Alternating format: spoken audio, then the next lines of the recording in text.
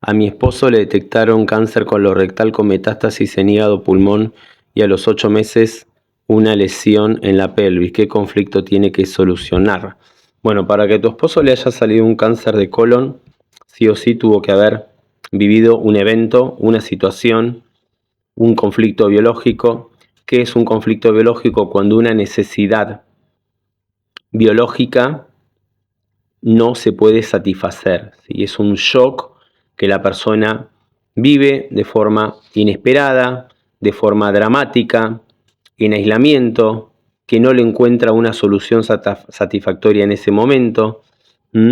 Cuando hablamos del colon, estamos hablando de un conflicto de guarrada, de trastada, una traición, una infidelidad, algo deshonesto, una injusticia muy fuerte, una estafa, algo que me resulta sucio, una bajeza, algo deshonesto, una cochinada, algo donde yo me siento defraudado, ¿sí? Entonces, a ver, ese impacto, ese shock biológico que impacta en los 3 niveles al mismo tiempo, psique, cerebro y órgano, frente a ese acontecimiento, el cerebro lo que hace es hacer un registro de esa situación y dice, bueno, a ver, ¿cuál es el órgano que mejor se adapta a esta situación que yo puedo estresar y que me sirve para optimizar la función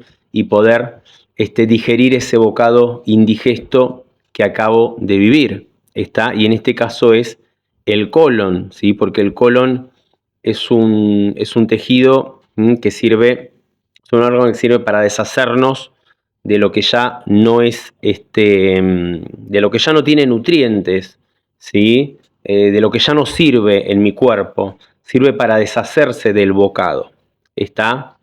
De esos desechos.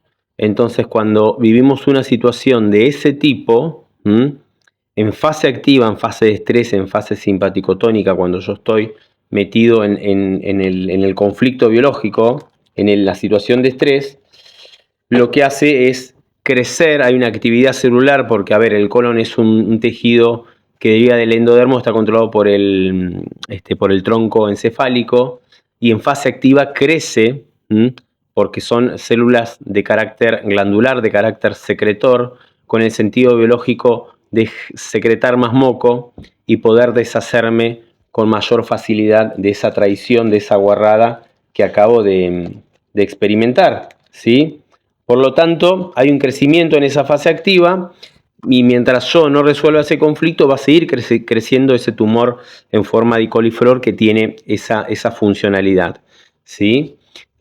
Cuando yo resuelvo ese conflicto, ese tumor secretor que creció en esa fase activa se va a empezar a descomponer con una tuberculosis.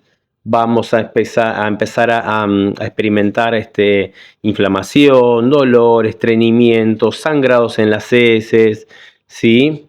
¿Cuáles pueden ser esas situaciones, esos conflictos biológicos? Y, por ejemplo, no sé, le cuidé a un familiar que estaba enfermo, le cuidé la casa durante toda la vida y me dejaron fuera de la herencia. Mi hermano usó mi nombre para sacar un préstamo y quedé endeudado. Le confié, digamos, a un socio, digamos, de la familia un dinero y desapareció con ese dinero. Mi pareja me engañó con un familiar. Mi papá puso todos los bienes a nombre de mis hermanos y me dejó fuera de la herencia. No lo sé, pero es un conflicto donde yo me siento traicionado, ¿sí? Estaba esperando un puesto en mi trabajo y se lo dieron a otra persona y yo lo percibí como una traición. Y, a ver, quiero aclarar algo, no es el evento o el suceso propiamente dicho, sino es la interpretación que yo hago de ese acontecimiento. ¿Está? Porque yo puedo vivir una situación de esas, ¿sí? O 5 personas viven el mismo evento y cada una lo interpreta de manera diferente y, de hecho, expresa sintomatologías diferentes. ¿Está? Por lo tanto, ¿qué es lo que hace que yo desarrolle un cáncer de colon o no? Bueno, mi percepción. Yo tengo una información, un sistema de creencias, una programación que me va a llevar en un determinado momento a vivir ese DHS y que mi biología ya tenga preparado en su código biológico ese programa que puede activar en estado de emergencia que me ayuda a mí a superar esa vivencia. ¿Sí? Por eso, estas serían los matices en los cuales una persona puede experimentar un evento, una traición determinada y desencadenar un cáncer de colon. ¿Está? Una vez resuelto el conflicto, entras en esa fase de reparación y ese tumor que creció en fase activa de carácter secretor se va a descomponer, se va a desintegrar. ¿De qué depende el crecimiento de ese tumor? Y de la masa conflictual, de la cantidad de tiempo que yo estuve metido en el conflicto y de la intensidad con la cual yo viví esa situación. ¿Sí? Entonces, esa masa conflictual va a determinar también de que ese tumor crezca una determinada cantidad de tiempo y también esa masa conflictual va a determinar la fase de reparación. ¿Cuánto tiempo va a durar esa fase de reparación aproximadamente? ¿Está?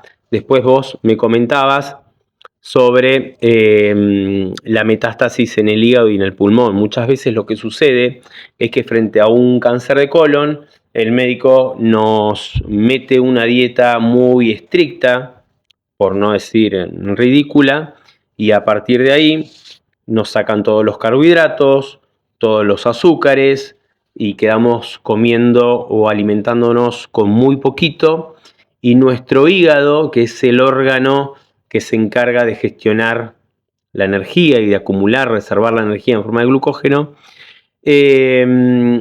cuando percibe que hay una situación de inanición, de hambruna, de carencia, de que me está faltando, ¿sí?, va a hacer un crecimiento de nódulos en el parénquima hepático para hacer un uso más eficiente del poco recurso que me está llegando. ¿Sí? ¿Por qué? Porque está el mito instalado de que el cáncer se alimenta de azúcar, entonces todos cortan el azúcar y activan un nódulo en el pulmón. ¿Está? O la persona puede sentir mucho miedo a morir, o miedo que sus hijos se van a morir de hambre, ¿sí?, o situaciones de ese tipo. O no puedo trabajar más, o necesito pagar un tratamiento que sabemos que no sirve, un tratamiento muy caro y no voy a tener el suficiente recurso económico, o no puedo seguir trabajando, entonces activo la inanición, o no sé, o la cuestión que sea, pero sí o sí, el hígado se activa frente a una percepción de falta de recursos. ¿Está?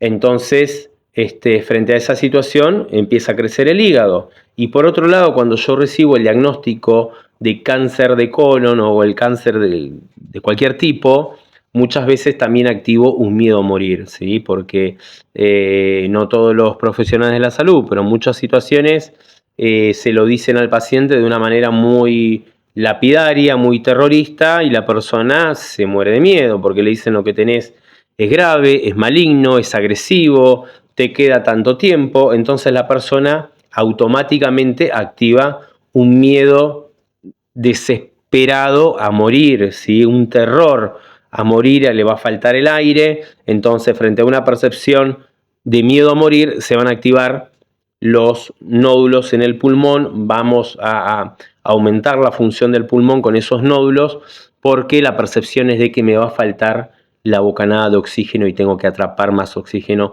frente a esa percepción de miedo a morir. ¿Sí? Después vos me comentabas que después le apareció una lesión en la pelvis y ahí estamos hablando ya de un conflicto de desvalorización, porque todo lo que tiene que ser huesos, músculos, tendones, ligamentos, estructura ósea o músculo esquelético, tiene que ver con el rendimiento, el sentirnos aptos, el sentirnos suficientes, capaces. Entonces, si yo me empiezo a desvalorizar en un determinado contexto, que hasta puede tener una connotación sexual, a partir de ahí vamos a observar una necrosis con una posterior